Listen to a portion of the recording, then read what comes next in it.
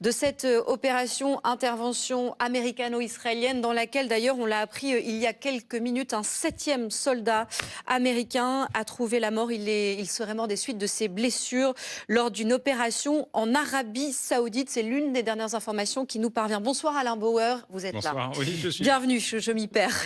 Il y a du beau monde sur ce plateau. Bonsoir, professeur émérite de criminologie au CNAM et évidemment auteur aussi de Trump, le pouvoir des mots aux éditions First. Peut-être un commentaire tout d'abord sur ces images que l'on vient de revivre puisqu'on est à J plus une semaine après le début de cette intervention. Qu'est-ce qui vous marque, vous, dans la manière dont les choses se sont passées cette dernière semaine? Est-ce que ce à quoi on a assisté est inédit depuis des décennies?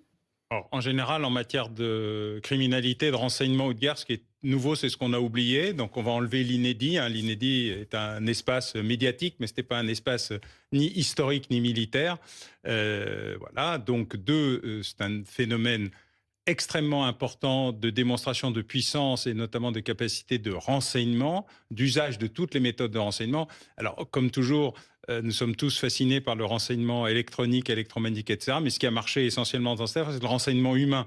Le reste est un élément qui permet d'accélérer, de valider ou d'invalider des informations, éventuellement de cibler. Mais s'il n'y a pas d'humain, rien de tout ça ne se serait produit et surtout pas l'opération extraordinaire d'opportunité, l'effet d'aubaine de la fameuse réunion, puisque le délai entre l'information sur le fait que tout ce petit monde était réuni et l'intervention, c'était de 15 minutes. 15 minutes, c'est à peu près la seule chose qui a été confirmée et par des sources israéliennes et par des sources américaines.